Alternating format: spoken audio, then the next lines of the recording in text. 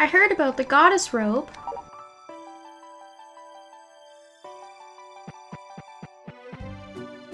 I wanted to help out designing it, so I wanted to hear your opinion.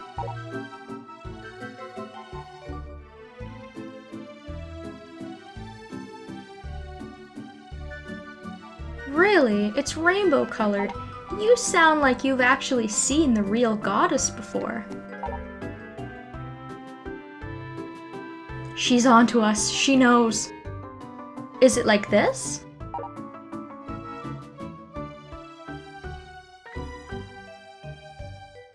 I'm gonna go show Gina.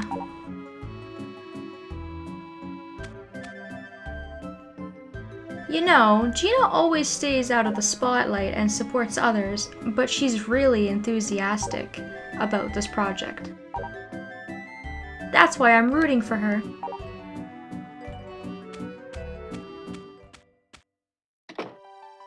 Hello everybody and welcome back to Harvest Moon Save the Homeland. It has been only 2 days since the last recording and I already got Katie to show up to my door. The weather forecast called for rain 2 days in a row and it actually hasn't rained, so that's why I was able to get that event so quickly. So what I'm going to do before I actually do any of my farm work is I'm going to try my hand at getting another power berry. And then what I'm going to do is go and speak to all of the girls. I'm going to talk to Dia, Gina, and Katie. Because I rarely ever actually speak to the villagers, but they might have something to say about the dress. And that event was the second part of the Goddess Dress event path, of course. Katie is going to help Gina by designing the dress, and Gina is going to be the one to actually make it.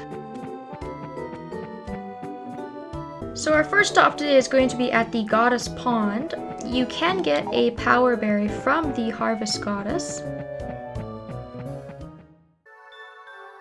And I can also speak to her about the goddess dress, I do believe. I hear that you're trying to make a goddess robe. It's more about the fabric than the design. Would you like me to tell you how this fabric is actually made? Well, that'd be really helpful for once, actually. This is made from silk thread dyed with fairy berries. Then moonlight is woven in it. How do you weave moonlight? That's a secret. Don't get mad. If you bring me the silk thread, I can make the fabric for you. Toodles!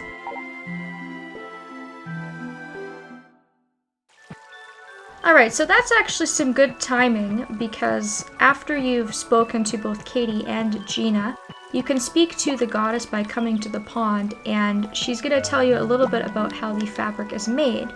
And we are able to purchase the silk thread from Lewis, and you're going to need $3,500 for that.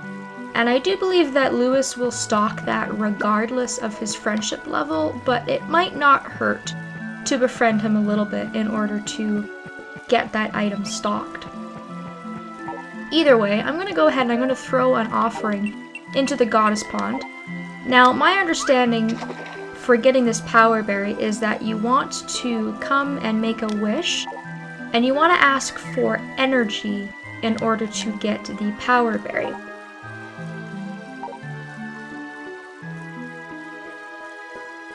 And it didn't work, apparently. Well, that's a shame.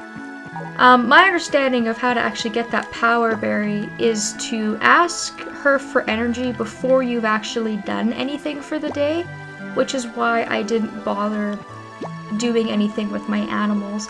Now, the problem might be that the cutscene took place beforehand, or maybe my foraging actually interferes with my energy level. So maybe I'll try again. I'll just go straight there before picking anything up for the day and seeing if she'll give me the berry then. Some people in the comments were asking about how to get the berry, and that was just kind of my understanding from something that I've read. So it might take a little bit of testing to see how that actually works, because I only currently have one power berry, which I received from chopping some of the grass down in my field. So let's speak to Katie. Hello, how are you today? And she doesn't actually say anything. That's a bummer. Before she came to my house, she was saying that she was interested in designing the dress and she wanted to help out. But maybe that was just kind of a little hint of what was going to happen next when she actually showed up at my house. Because usually, if characters are involved in an event path, they'll talk a little bit about what they're doing and what their thoughts are. For example, if we would have spoken to Lewis after he had taken the picture of the butterfly in the last event path we did, he would have said something along the lines of that he was eagerly awaiting for the picture to come back and to hear word back from the people about the nature preserve. But I'm not too worried about it. I'm gonna go and maybe speak to Gina and Dia and see if they have anything to say about it. And while I'm here, I could probably speak to Lewis as well and see if he's got anything for sale. It doesn't look like it, so what I'm probably gonna have to do is either wait a couple of days to see if he'll get the silk thread in, or I might have to befriend him a little bit more. And I already have all the necessary funds to buy the thread, so I don't have to worry about that. Now hopefully the girls are around so I can give them some gifts and speak to them. Pick up a couple of items here. It's already getting dark and it really hasn't felt like I've done much today. Maybe walking around on foot is making a lot of time pass, I'm not too sure. And I've got a nice blueberry here for you. Missy, here you go. I could care less about the changing of the seasons. You're not gonna say anything either? Oh, that's a real bummer. I thought for sure that they might have some interesting comments, but I suppose not. I may have to wait for the next step in the event path. Hello, sir. Did you come all the way here to pick herbs? Actually, no, I didn't. I came all the way here to give you gifts. And to give Dia gifts, and to see if he would say anything interesting, but apparently not. Well, alright then. This whole episode so far has been a complete trial and error based thing. Nothing's really working out the way I want it to today. But that's alright. At least we got their friendship levels up a little bit more by giving out those gifts. And we did get to see a couple of more steps in that event path, so not all is lost. I completely neglected my farm today though. I'm going to have to do some farm work right up until nighttime, because I haven't even started. Now the weather has been playing funny tricks on me, like I said. There was a 50% chance of rain, and even when there was an 80% chance of rain, it didn't rain at all, so I guess there won't be rain for a little while yet. My animals are probably wanting to come outside. So I guess what I should do, because there's a 0% chance of rain tomorrow, is just kind of stick them outside and hope for the best. Because I don't like to leave the animals inside for very long, especially not chickens, because I feel like they get sick easier. Being cooped up in a confined space and all, it seems like that makes them really depressed and sickly. So I'll let them run around a little bit here. And then I'll go see about the barn animals. Maybe the cow has grown up. Oh, nope, still a baby cow. That's alright. We'll probably have to wait a couple of more days, but I have a feeling it'll grow up soon. And we've been taking really good care of it, so hopefully it'll be healthy. And we could use that miracle potion. Now, pushing these cows outside is an absolute nightmare, as you can see. usually takes me a little while to actually get them outside, but luckily, once they've left the door, they'll kind of go into the pasture automatically. You don't have to push them from the barn door to the pasture, so that's one step that they've kind of taken out for you to make things a little bit easier.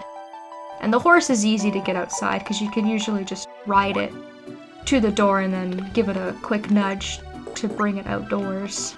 The problem now though is that my horse is really fast, so trying to turn it around is a little bit difficult because there's not a lot of space to really do that in here. There we are. Hopefully the animals can enjoy a couple of more days outside here. I should probably brush them and speak to them so that they're not cranky. Because I do find that with the barnyard animals as well, if you keep them inside and you feed them but you don't pay attention to them, they get really, really snarky. But I guess that's because animals are, you know, kind of meant to be outside, not really meant to be cooped up in confined spaces, so I definitely don't blame them. I'd probably be kind of cranky too if someone left me in a smelly barn and didn't really give me the time of day. I went ahead and I planted some more potatoes, and it looks like my breadfruit and my corn has come in as well, so that's excellent. I'll have to pick a couple of things and water these before I go to bed. One of my tomato plants had withered, so I also went and I bought a replacement tomato seed. So that one will come in a little bit slower than the others, but that's okay. I figured it'd be a good idea to kind of keep the 4-plant thing going.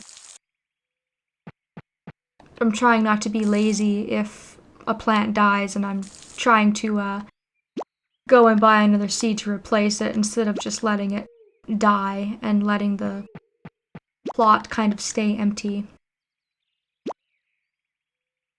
So this is a pretty good haul. Like I said, lots of trial and error. It didn't quite work out the way I wanted, but all in all, I guess it was an alright day, so I guess that's pretty much it. I should feed my dog before I go to bed so that he doesn't get sick again.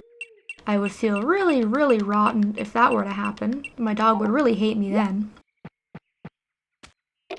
So hopefully you guys enjoyed this video. If anything else comes up, I will be sure to let you guys know. Thank you so very much for watching, and I hope that I will see you next time.